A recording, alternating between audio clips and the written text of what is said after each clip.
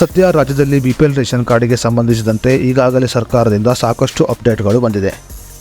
ನಿಮಗೆಲ್ಲ ತಿಳಿದಿರುವ ಹಾಗೆ ಕಳೆದ 1.5 ವರ್ಷದಿಂದ ರಾಜ್ಯ ಸರ್ಕಾರ ಹೊಸ ರೇಷನ್ ಕಾರ್ಡಿಗೆ ಅವಕಾಶವನ್ನು ಕಲ್ಪಿಸಿಕೊಟ್ಟಿರಲಿಲ್ಲ. ಸದ್ಯ ಈ ನಡುವೆ ಹೊಸ ರೇಷನ್ ಕಾರ್ಡಿಗೆ ಅರ್ಜಿಯನ್ನು ಕರೆಯಲಾಗಿದ್ದು ಸಾಕಷ್ಟು ಜನರು ಅರ್ಜಿಯನ್ನು ಸಲ್ಲಿಸುತ್ತಿದ್ದಾರೆ. ಇನ್ನು ಹೊಸ ರೇಷನ್ ಕಾರ್ಡ್ ನಿರೀಕ್ಷೆಯಲ್ಲಿದ್ದವರಿಗೆ ರಾಜ್ಯ ಸರ್ಕಾರ ಇನ್ನೊಂದು ಶಾಕಿಂಗ್ ಸುದ್ದಿಯನ್ನು ನೀಡಿದೆ. ಹೌದು, ಅರ್ಜಿ ಸಲ್ಲಿಸಿದ ಯಾರಿಗೂ ಕೂಡ ಹೊಸ ರೇಷನ್ ಕಾರ್ಡ್ ವಿತರಣೆ ಮಾಡಬಾರದು ಎಂದು ರಾಜ್ಯ ಸರ್ಕಾರ ಆದೇಶವನ್ನು ಹೊರಡಿಸಿದೆ. ಹಾಗಾದರೆ ರಾಜ್ಯ ಸರ್ಕಾರ ರೇಷನ್ ಕಾರ್ಡ್ ವಿಲೇವಾರಿ ಮಾಡದಂತೆ ಆದೇಶವನ್ನು ಹೊರಡಿಸಿರುವುದು ಯಾಕೆ ಅನ್ನೋದರ ಬಗ್ಗೆ ಸಂಪೂರ್ಣ ಮಾಹಿತಿಯನ್ನು ಈ ವಿಡಿಯೋದಲ್ಲಿ ನಾವು ನಿಮಗೆ ತಿಳಿಸ್ಕೊಡ್ತೀವಿ. ಅದಕ್ಕೂ ಮುನ್ನ ನೀವಿನ್ನು news one Kannada YouTube channel subscribe ಮಾಡಿಲ್ಲ ಅಂದರೆ ಈಗಲೇ ಸಬ್ಸ್ಕ್ರೈಬ್ ಮಾಡಿ ಮತ್ತು ಪಕ್ಕದಲ್ಲಿರೋ ಬೆಲ್ ಐಕಾನ್ ಕ್ಲಿಕ್ ಮಾಡಿ ಹಾಗೂ ವಿಡಿಯೋವನ್ನು ಸ್ಕಿಪ್ ಮಾಡದೆ ನೋಡಿ. ಜೂನ್ ತಿಂಗಳ ಮೊದಲ ವಾರದಲ್ಲಿ ಹೊಸ ಪಡಿತರ ಚೀಟಿಯ ನಿರೀಕ್ಷೆಯಲ್ಲಿದ್ದವರಿಗೆ ಆಹಾರ ಇಲಾಖೆ ಶಾಕಿಂಗ್ ಸುದ್ದಿಯನ್ನು ನೀಡಿದೆ. ಲೋಕಸಭೆ ಚುನಾವಣೆ ನೀತಿ ಸಂಹಿತೆ ತೆರವುಗೊಂಡ ಬಳಿಕವೂ ಹೊಸ ರೇಷನ್ ಕಾರ್ಡನ್ನು ವಿತರಣೆ ಮಾಡದಂತೆ ರಾಜ್ಯ ಸರ್ಕಾರ ಆದೇಶವನ್ನು ಹೊರಡಿಸಿದೆ.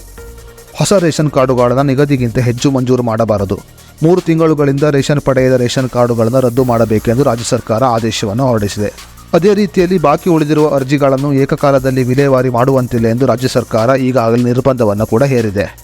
ಅದೇ ರೀತಿಯಲ್ಲಿ ಮಾನದಂಡವನ್ನು ಪಾಲಿಸಿ ಅರ್ಜಿಯನ್ನು ವಿಲೇವಾರಿ ಮಾಡಬೇಕು ಎಂದು ರಾಜ್ಯ ಸರ್ಕಾರ ಅಧಿಕಾರಿಗಳಿಗೆ ತಿಳಿಸಿದ್ದು, ನಿಯಮ ಉಲ್ಲಂಘಿಸಿದರೆ ಮುಲಾಜಿಲ್ಲದೆ ಕ್ರಮ ಕೈಗೊಳ್ಳಲಾಗುವುದು ಎಂದು ಎಚ್ಚರಿಕೆಯನ್ನು ನೀಡಿದೆ. ಇನ್ನು ಹೊಸ ರೇಷನ್ ಕಾರ್ಡಿಗಾಗಿ ಅರ್ಜಿ ಸಲ್ಲಿಸಿ ಕಳೆದ 3 ವರ್ಷಗಳಿಂದ ಕಾಯುತ್ತಿರುವವರಿಗೆ ಮತ್ತು ಹೊಸ ರೇಷನ್ ಕಾರ್ಡಿಗೆ ಅರ್ಜಿ ಸಲ್ಲಿಸಲು ಸಿದ್ಧತೆಯನ್ನು ಮಾಡಿಕೊಂಡವರಿಗೆ ರಾಜ್ಯ ಸರ್ಕಾರ ಈಗ ಆಘಾತವನ್ನು ನೀಡಿದೆ. ರಾಜ್ಯ ಆಹಾರ ಇಲಾಖೆ ನೀಡಿರುವ ಮಾಹಿತಿಯ ಪ್ರಕಾರ ಇನ್ನೂ ಕೆಲವು ತಿಂಗಳುಗಳ ಕಾಲ ಹೊಸದಾಗಿ ರೇಷನ್ ಕಾರ್ಡ್ ಅರ್ಜಿ ಸಲ್ಲಿಸಿದವರಿಗೆ ರೇಷನ್ ಕಾರ್ಡ್ ಸಿಗುವುದಿಲ್ಲ. ರೇಷನ್ ಕಾರ್ಡುಗಳಿಗೆ ಸಂಬಂಧಿಸಿದಂತೆ ರಾಜ್ಯ ಸರ್ಕಾರ ಹೊರಡಿಸಿರುವ ಈ ಆದೇಶ ಸಾಕಷ್ಟು ಜನರ ಬೇಸರಕ್ಕೆ ಕಾರಣವಾಗಿದೆ.